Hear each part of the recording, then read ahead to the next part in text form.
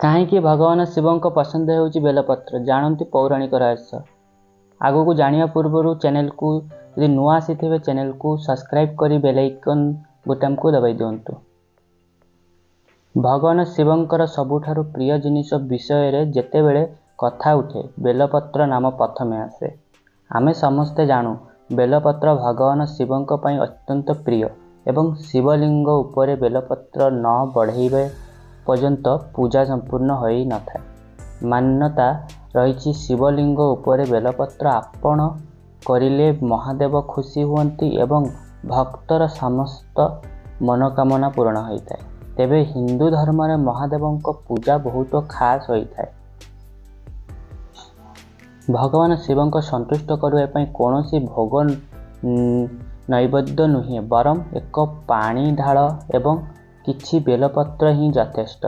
आज श्रावण मास द्वितीय सोमवार श्रावण मास सोमवार दिन विभिन्न शिव पीठी जाई शिवलिंग ठारे जलाभिषेक कले कोटि कोटि पापरु मुक्ति मिलता है बोली विश्वास रही। श्रावण मास सोमवार भगवान शिवंक पूजा करिबा पई सर्वोत्तम बोली विवेचना करा जाए। कहा जाए जे श्रावण मासरे भगवान शिव एवं माता पार्वती पृथ्वी को आसी सेमानंकर भक्तों उपरे आशीर्वाद करती। तेबे आजिर यही पवित्र दिन रे आमे आपण को जणैबु भगवान शिवंकर बेलपत्र कहीं एते प्रिय होता है। धार्मिक विश्वास अनुଯାयी भगवान शिवंक स्वामी भावरे पाइबा पई माता पार्वती कठोर तपस्या करथिले। यही तपस्या समय रे माता पार्वती प्रतिदिन शिवलिंग उपरे एक ढाल पानी एवं बेलपत्र अर्पण करथिले।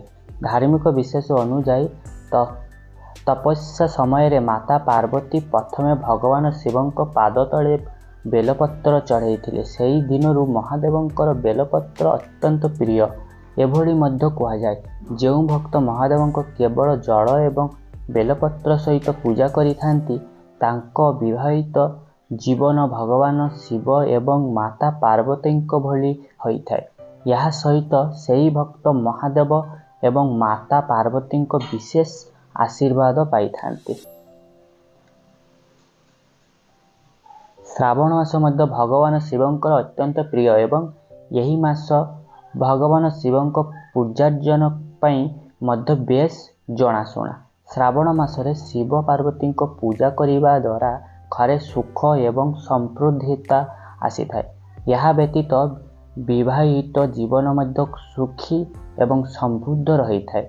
यह व्यतीत सोमवार को भगवान शिवंकर खास दिन बोली कहा जाए। यही बार महादेवंक पूजा करिबा द्वारा भक्तर समस्त मनोकामना पूरा हेब सह सेही भक्त सदा सर्वदा खुशी रे रही थाए। आपण को जदि वीडियो भल लगी ताहले चैनल को आगो को बढ़ाइया चैनल को गोटे सब्सक्राइब करी बेल आइकन को दबाई दियंतु। धन्यवाद।